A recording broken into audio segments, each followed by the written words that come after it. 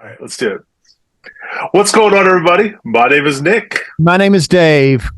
and this is the deep dive. And we are at a little bit different of our formats, as you can understand, as you see our hoodies and stuff like that. It is a Seem to get the, cold Tuesday. yeah, we did seem to get the same memo, but Cherokee County Schools is out, and we follow the same schedule as they do, or take those hits. And I know you've got kids, and most of our staff members do. So I do understand that, but I will say, just cynically, I think it's another non-event. Uh, it's not. It's cold. It's not that cold. There's no ice.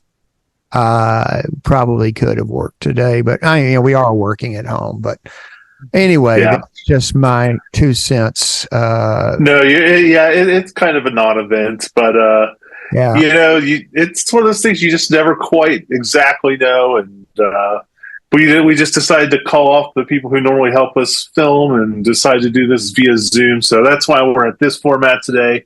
Sure. But before, We've but zoomed while before. We've oh zoomed. yeah, we probably got 5 or 6 episodes, I think, on Zoom or something like that. So this isn't uncommon. But today we're going to talk about last week's sermon. You started a new series, Dave, called Identity, and I think this one was on hearing God's voice. Sure. All right. You ready to get started? Let's do this.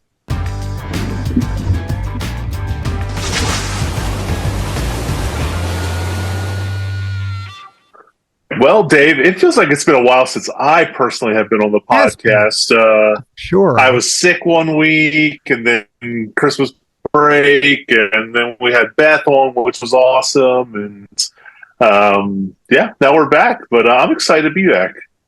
Yeah, I am. What have you been up to?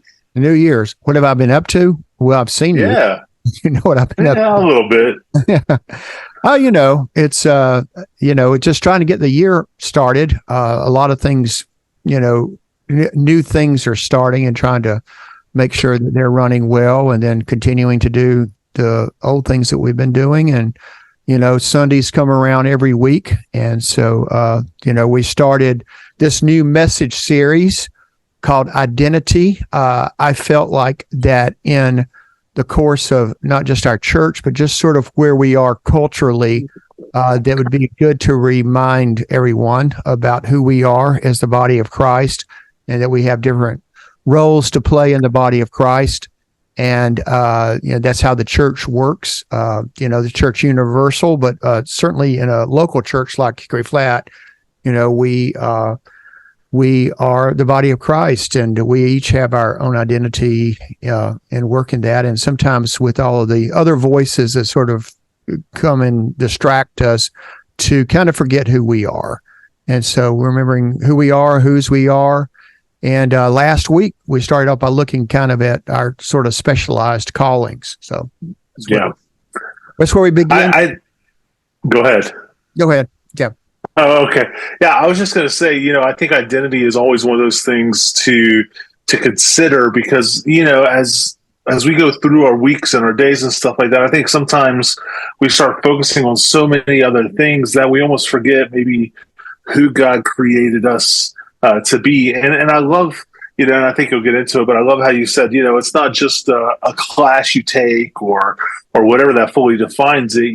There's some things that you recognize, just some giftings as you're doing things within you and stuff like that, and how to continue to use that. Whether you have maybe you're OCD and you love to organize things or whatever, and realize, oh, I can actually use this for God's glory too at times. Right. And just to, I think, also understand that we're all unique. That's kind of where I started, I think, the main body of the sermon, looking, at our fingerprints. And I did a little research on that and found out, because I wondered, has there been, in the history of the world, in the history of forensic science, fingerprints that were the same? And what I discovered was, no, they haven't found any yet. Even in identical twins. And it's not just on, our, fingertips. All 10 of our fingers are different. And so, well, see, it would make me think now, are they actually identical twins then, Dave? Well, that's true. I don't. That's a hard hitting question for the podcast. Yeah, but yeah, they're not clones. I know. I'm just joking. Yeah, but even identical twins. I mean, and I think that's the point. We're all unique, even though we might be from the same place, the same family. We have our own uniqueness in the way that God has made us, and a lot of that has to do with our experiences, our passions, and all of that. And kind of going back to what you referred to as just like we throw away around that word call a lot in the church. What is your call, particularly when we get into series like this, and we've done similar things before. And I think that even I may have given the impression that, hey, all we need to do is have you go online and take this spiritual gifts inventory, and then we have a class that we offer, and that'll help you discover what your call is. And, that might have been a little bit of a disservice in that, I think what God is calling to us is a little bit more unique than that. That can be super, super helpful. And it has been to me. Anything that we can do, whether it's taking a inventory like that, or the Enneagram, or Myers-Briggs, or any of those things that help us grow in our self-awareness of who we are and what our giftedness really is. But I think it's a little more unique than that, and I know it's a lot more complicated than that, and I think it can change with the seasons of life that we're going through. Yeah, I think we also have to recognize that these are tools, not like tablets written in stone about you. You know what I mean? And if we look at it as tools, I look at the spiritual gifts inventory because I've seen mine shift some a little over the years. I have 2 or 3 that normally kind of pop up pretty high. But then I have a couple others that kind of flux in and out. Like you were saying, life kind of changes it.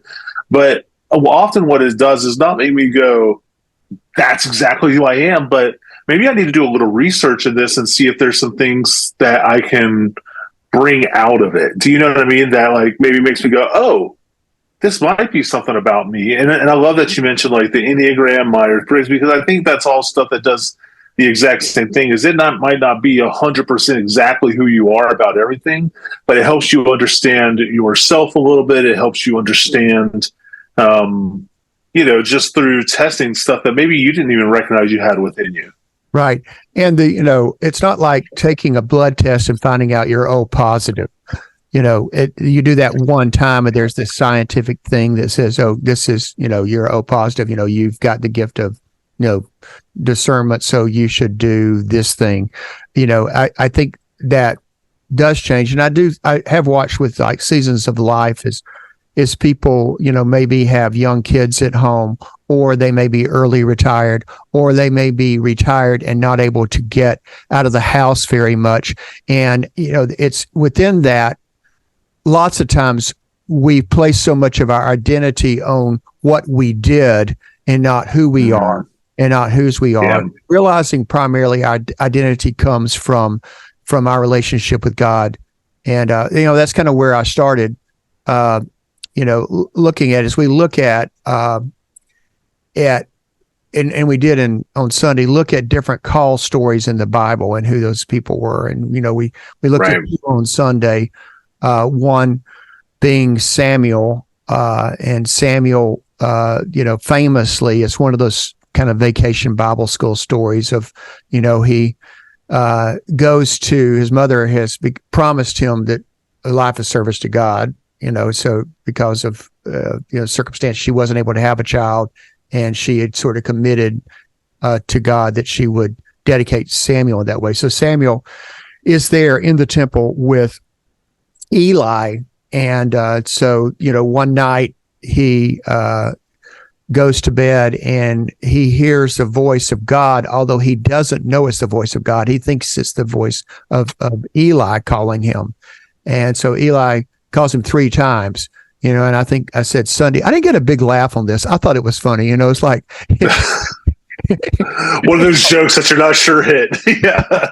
It's like, Samuel, buddy, are you having trouble sleeping there? You need a Ambien, a cookie and Yeah. or whatever, but finally Eli, because of his maturity, and Eli wasn't a perfect person too, I should say that, but Eli did have a relationship with God and was able to recognize that this boy Samuel was being called by God. And, I think about the Elis in my life. There are people that have sort of affirmed me and at times prodded me towards pursuing something. And certainly that was in my call to preach, but it's been in other ways along the way too. This is something, you've got some giftedness here. You should maybe look into that. I was wondering if you have, think of some Elis for you along the way. Oh, for sure. I mean, especially early on in my walk, I think I've told the story on the podcast before of my youth minister looking at me and going, "Hey, you're going to be a leader." And I was like, "I don't even know. I barely know your name. How are you calling that out within me or whatever?" And then as I went on, people through the college ministry I went to, people at the church in Virginia that I worked at, other people here in Hickory Flat who just looked at me and told me certain things about myself that I didn't even necessarily recognize, but then it just kind of, I don't know, gave me more confidence to even think about or pursuing that, because I think sometimes, I've had a history of kind of beating myself up or whatever, not thinking as highly of me as other people do. And I think as I hear people say stuff, I'm like, oh, well, maybe I should look into that. Not like as like, oh, well, they tell me I should, but more as like, oh, well, maybe I do have a little confidence in this now, that somebody has called that out within me. Yeah. And I think some of it is just, trying stuff out. Sure. You're called and invited to be a leadership role, and maybe some other leader saw something in you and said, hey, lead this thing. And then from that, you begin to discern and discover gifts that were either just sort of about to develop or already there, or that God was going to kind of grant you along. For sure. Yeah. A lot of trial by fires have happened in my ministry. Yeah. Of like, hey, just try this. And it's like, oh, I was not great at that, but I'm good at this. And it helped me be able to find like places where I wasn't as strong and help find people to help bring up the ministry level in those certain areas where I wasn't strong, if that makes sense. Like to find the people that I know can complement me very well. Yeah. Yeah. And so the second story was this call, the first disciples, and you had this, one disciple, Nathaniel, who was like, he heard that Jesus is from Nazareth, and he said, "Can anything good come out of Nazareth?"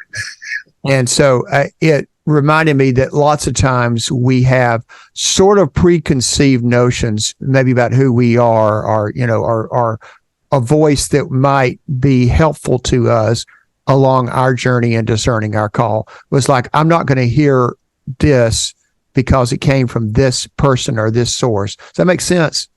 And yeah, not giving credit to certain people or spaces or whatever that they should get, maybe.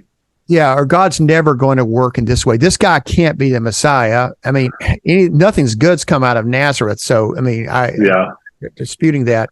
And so, when Jesus meets him, he immediately addresses him. And I didn't really dig down into this on Sunday, but one of the points that could come out of that is that Jesus saw in him before he even saw it in himself. And I think as we're trying to recognize our calls, that God sees something in us, in our uniqueness, in our, we are loved, in our belovedness, and in our calls. God sees it before lots of times we can even see it in ourselves. And sometimes other people can see it, like the Elis, that are around us. But lots of times you just never know, what God is seeing in you and calling you to do.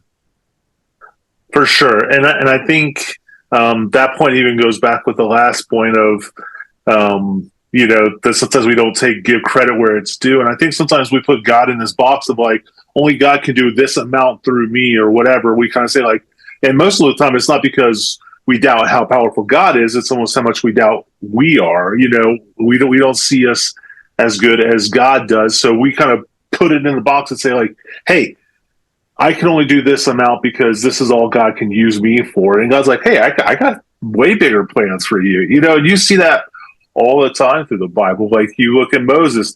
Moses often was like, hey, I can't speak well. He's like, I got you. Don't worry. You got a good brother. You know what I mean? Like, and Yeah, all that stuff. great point. That's a really good point.